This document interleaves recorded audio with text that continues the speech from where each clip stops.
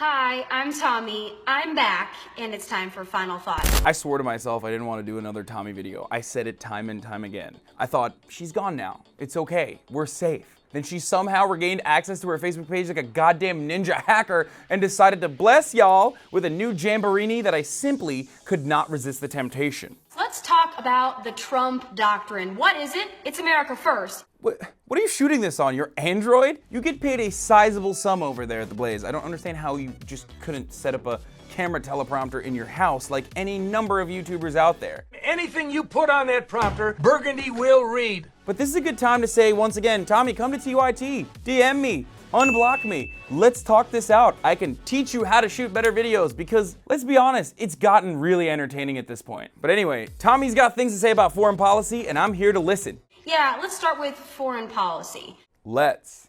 President Trump asked himself, when faced with Islamic terrorism, what would President Obama do? And then did the exact opposite. So that means the appeasement, apology, and inaction tour is over. Wait.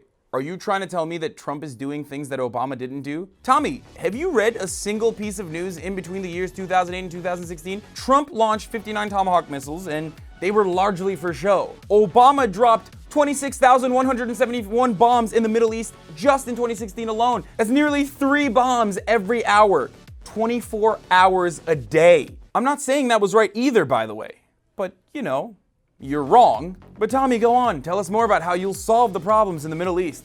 I'm not one to get excited about helping the moderate opposition in Syria. The moderates of today tend to turn into the terrorist groups of tomorrow. They take our money, equipment, and weapons, and magically, those very same resources end up in the hands of the enemy. Okay, so what you're describing is something that I also agree with. It's something that President Reagan started. You know, the one that your kind seems to love so much. Reagan's CIA armed the Mujahideen who were fighting the Soviets in Afghanistan. Mujahideen like this guy, you know, Osama bin Laden. But moving on. Trump doesn't play that game. He struck back within days, sending a clear message to the world. This is how we enforce a frickin' red line. Is this really how we enforce a red line, Tommy? By using standard diplomatic channels to tell Russia and Syria ahead of time that we're bombing an evacuated airbase that sustains so little structural damage that Russian planes resume flying out of it merely hours later? And then Tommy will turn her sights back on radical Islamic terrorism, even though she was originally talking about the red line in Syria just moments earlier, which is about the Assad government. But what do I know? That's just a distinction that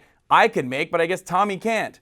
Hell, President Obama wouldn't even say radical Islamic terrorism, you know, to save feelings and stuff, because words hurt. What the fuck does this have to do with anything? Also, Trump's national security advisor, General McMaster, doesn't use the words radical Islamic terrorism either, because he understands the problematic nature of lumping small terrorist factions in with the second largest religion that makes up 23% of the world's population. But what does he know? What does General McMaster know about the Middle East? He's only been on active duty in that region since 1992, which also happens to be the year you were born. President Trump not only says it, he drops the mother of all bombs on the ISIS bastards in Afghanistan. You're just way too excited for bombs, Tommy. I don't understand it. Wasn't Trump going to be an isolationist? Isn't that why a lot of people voted for him? Are you a libertarian? What part of libertarianism, in your mind, thinks detonating the largest non-nuclear weapon on foreign soil is a good thing? Given the fact that the military, which is a socialist construct, takes up a whopping 53% of the US government's discretionary spending and cost the federal government $609 billion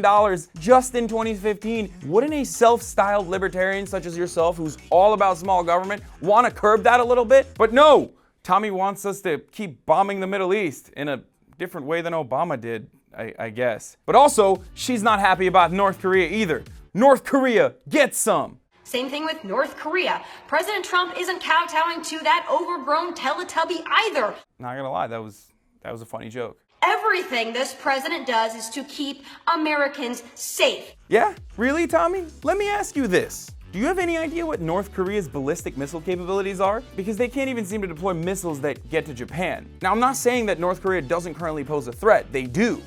To South Korea, which would cripple the world's economy. But that sort of insight is apparently not something you're capable of, Tommy. It just really seems like you don't know what you're talking about. But I guess that hasn't really stopped you in the past either. Oh, also, by the way, too bad your writers weren't also pro-choice, so they could have been fired too, because it's become apparent how much you desperately need them. I'm Hassan Piker. Don't forget to follow me on Instagram at Hassan D. Piker and on Twitter at Hassan the Hun.